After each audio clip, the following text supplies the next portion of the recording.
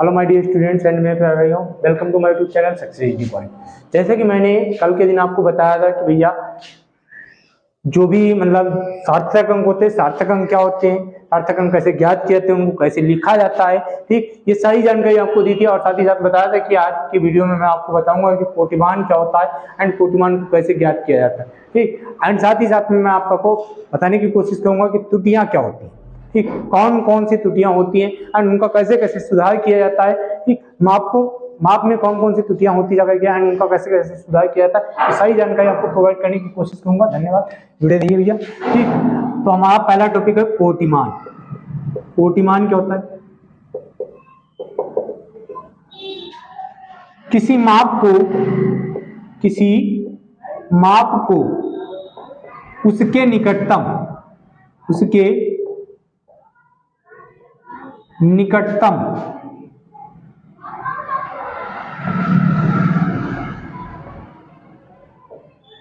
10 की घात के रूप में व्यक्त करने पर प्राप्त मान को कोटिमान कहते हैं। कोटिमान कहते हैं। अब भैया एक जानकारी और देना चाहिए कि भैया 10 का वर्गमूल कितना होता है। ये 10 का वर्गमूल आपको नहीं मालूम है तो भैया 10 का वर्गमूल आप करके देख लीजिएगा, 3.16 आएगा। कितना आएगा भैया? 3.16 आएगा। तो यहाँ पर हम बता रहे हैं आपको कोटिमान लिखने का नियम।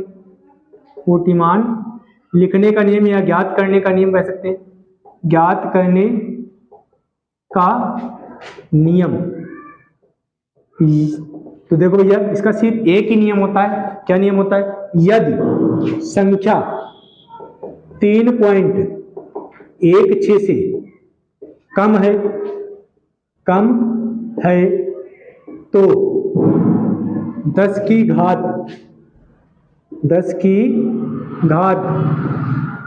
का मान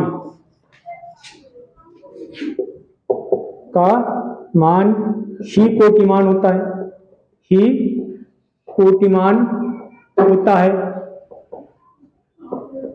इसके साथ ही साथ में यदि संख्या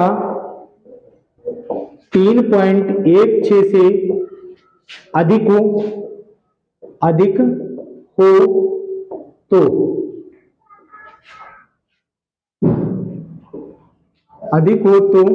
10 की घात 1 बढ़ाकर कोटिमान लिखा जाता है या ज्ञात किया जाता है। एग्जाम्पल बताना चाहेंगे भैया। जैसे मान लीजिए आपका कोई भी मान दिया 2.15 × 10⁷ मीटर, ठीक, का कोटिमान बराबर क्या हो जाएगा भैया? बराबर यहाँ पर 2.15 वहां 3.16 से कम है, ठीक। 3.16 से कम होने की कंडीशन में कोटिमान क्या हो जाएगा भैया? 10⁷ हो जाएगा। कोटिमान क्या हो जाएगा? 10⁷ हो जाएगा। यदि भैया 7.24 × 10⁻14 मीटर है, ठीक, का कोटिमान कितना हो जाएगा? अब यहाँ पे 7.24 और जो है वो 3.16 से अधिक है, तो ऐसी कंडीशन में घात 1 बढ़ा देंगे तो कितना हो जाएगा? 10⁻15। ये कोटिमान हो जाएगा। बात समझ में पड़ी होगी उम्मीद करते भैया, ठीक। इसके साथ ही साथ में भैया अगला टॉपिक हमारा है। अगला टॉपिक जो मैंने बताया कि इरर्स क्या होती है, तो इरर्स के बारे में मैं आपको बताऊंगा। इरर्स के बारे में बताने से पहले मैं आपको बता देना चाहता हूं कि भैया जो किसी भी राशि की अल्पतमांक होती है, किसी भी यंत्र की जो अल्पतमांक होती है, वो अल्पतमांक ही उसकी निरपेक्ष त्रुटि के रूप में उसमें सम्मिलित की जाती है। क्यों सम्मिलित की जाती है, इसका एक्सप्लेनेशन अगर आपको चाहिए तो भैया हमें पुरातन कहानियों के रूप में चलना पड़ेगा। ये आप हमें कमेंट करके बताएंगे तो मैं आपको अवश्य बताऊंगा।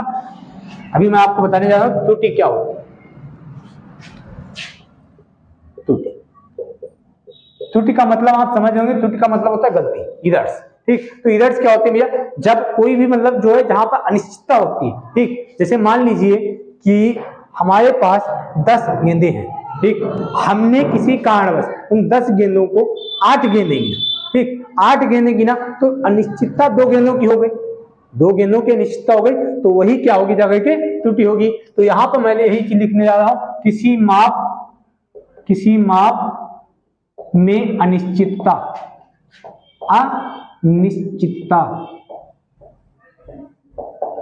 को त्रुटि कहते हैं,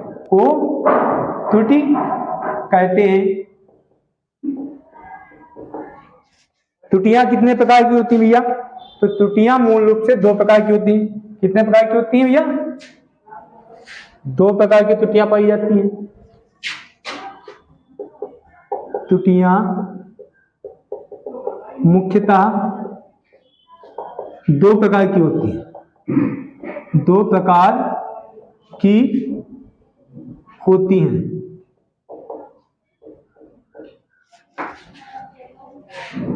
नंबर 1 क्रमागत त्रुटियां, नंबर 2 यादृच्छिक त्रुटियां।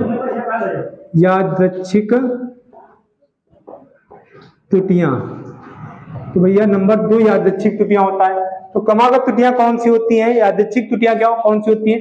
इनको अगर आपको एक्सप्लेन में जानना है तो भैया कल का वीडियो आप देखना बिल्कुल ना भूलें, ठीक, क्योंकि कल के वीडियो में ये जानकारी दूंगा, वीडियो लॉन्ग ना होने पाए इसी वजह से, ठीक।